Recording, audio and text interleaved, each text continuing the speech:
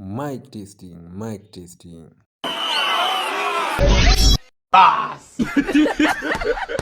Ruto ndiye alikupea kazi. Ati Ruto? Makosa. Ati akanifanya? Nataka nimalize interview nenda kulala. Mimi bana nilipigiwa kura na raia. My brother. Na raia. We! Na huyu mtu si ni mwongo walai.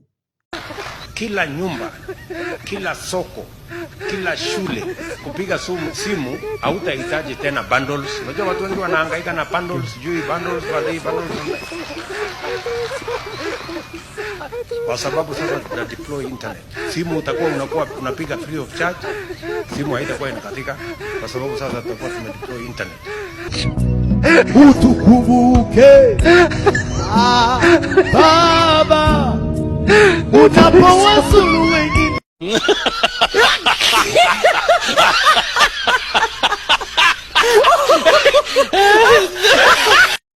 Hawa watu wa mama mboga na ule wa bodaboda na hawa wa mkokoteni na wheelbarrow na huyo wa kioski na makanga, tutaunda serikali ya mahasla 2022. Wajipange.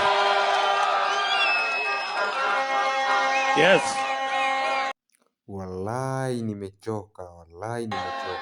Wangapi kila chief in the next 6 months atakuwa na tablet. For the next 6 months every ministry will be in charge of a day for planting trees so that we can get to a target in time. Hii barabara ndani ya miezi 6 itakuwa imekamilika kufika pale Gilgil. Kuanzia mwezi wa 6 hiyo mtungi itatoka shilingi 2,800 mpaka shilingi 500 ama 300. We are going to transform Gikomba in the next 6 months. Yes. You will see another Gikomba. I, William Samoei Ruto, on behalf of Kenya Kwanza Alliance, do hereby commit to provide mothers of newborn babies with diapers for their children for a minimum of 3 months paid for by the government of Kenya.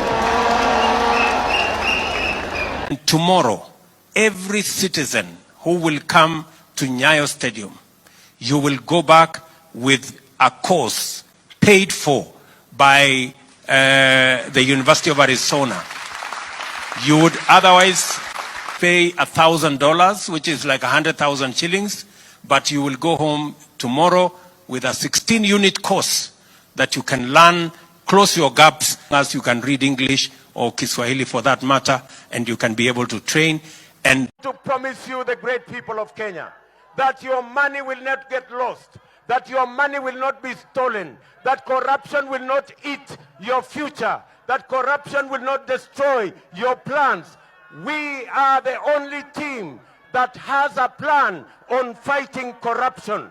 We are the only team that can dare fight state capture. Our competitors are rhetorical about the fight against corruption. In fact, the handshake problem, the problem with the handshake is that it created a system that enabled state capture, that made it possible and easy for corruption to thrive in our country. Waliletea fujo Moi mpaka wakapata cooperation. Wakakuja wakasumbua Kibaki mpaka wakachukua nusu mkate. Wamekuja wakazungusha Uhuru hapo mpaka wakaenda na handshake, program yetu ikapotea, BBI ikaendelea, tukazama, tukaingia kwa madeni.